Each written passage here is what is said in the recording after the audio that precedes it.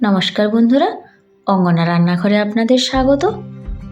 আজকে দেখাবো আমচুরের একটা রেসিপি। আপনারা অনেক রকমের আচার খেয়েছেন, কিন্তু কখনো আমচুরের আচার খেয়েছেন বানিয়ে? না খেয়ে থাকলে একবার অবশ্যই বানিয়ে দেখবেন। একবার খেলে বারবার খেতে চাইবেন। এই আচারটা খেলে অন্য কোনো আচার আপনি খেতেই চাইবেন না। তেল মশলা ছাড়া কত সহজেই এই আচারটা বানিয়ে নিতে পারবেন। যখনই মন চাইবে তখনই বানিয়ে নিতে পারবেন, কোনো ঝামেলা ছাড়াই।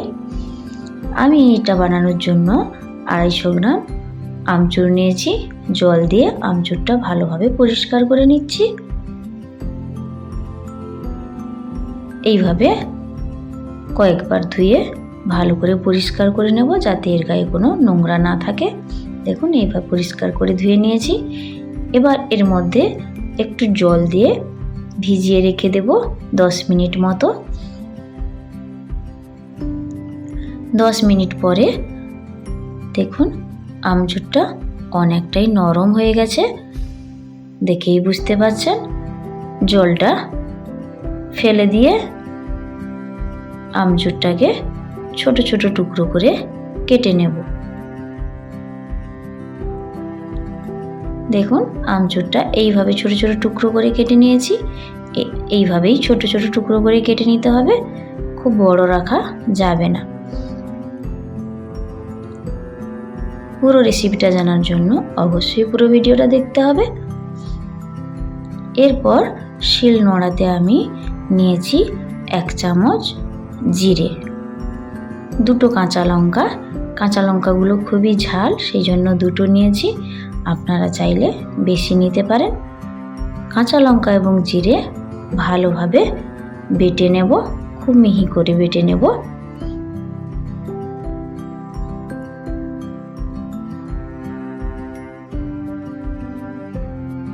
তেল মশলার একঘেয়েমি আচার ছেড়ে একবার এই আচার খেয়ে দেখবেন, খুবই ভালো লাগবে এবং বারবারই খেতে চাইবেন, guarantee. Like, comment, share and subscribe.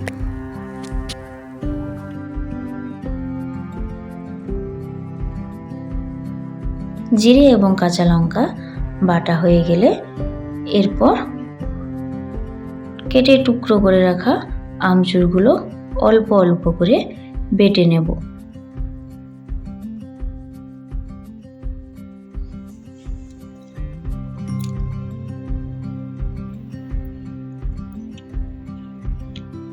আমচুরগুলো ভালোভাবে বেটে নিতে হবে। তেল মশলার একঘেয়েমি আচার ফেলে একবার এইভাবে আমচুরের আচার বানিয়ে দেখবেন, খেতে খুবই ভালো লাগে। খুবই সিম্পলভাবে বানানো যায়, এর জন্য কোনো এক্সট্রা খরচ কিংবা ঝুট ঝামেলার প্রয়োজন পড়ে না। এইভাবে সব আমচুরগুলোই বেটে নেব।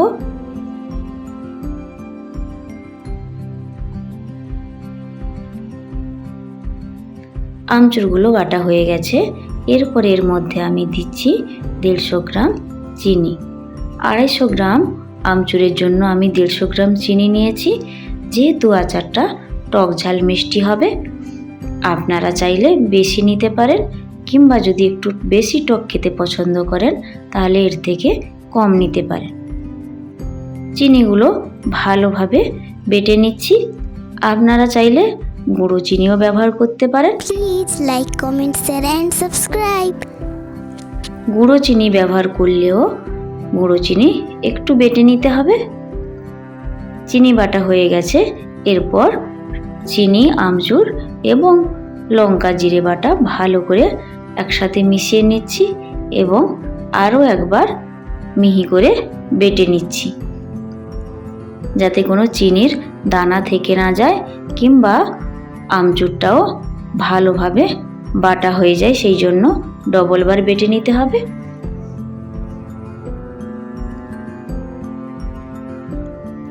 এই আচার ফ্রিজে 2-3 মাস, এমনকি এর বেশিও থাকতে পারে, এবং ফ্রিজের বাইরে 8 থেকে 10 দিন অনায়াসেই থাকবে।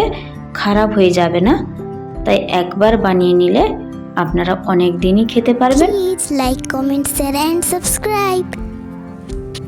এই আচারে কোনো তেল না থাকায় এই আচার শরীরের পক্ষে ক্ষতিকর নয়। দেখুন আমার ডবল বার বাটা হয়ে গেছে। এরপর আমি শিলনোড়া থেকে তুলে নিচ্ছি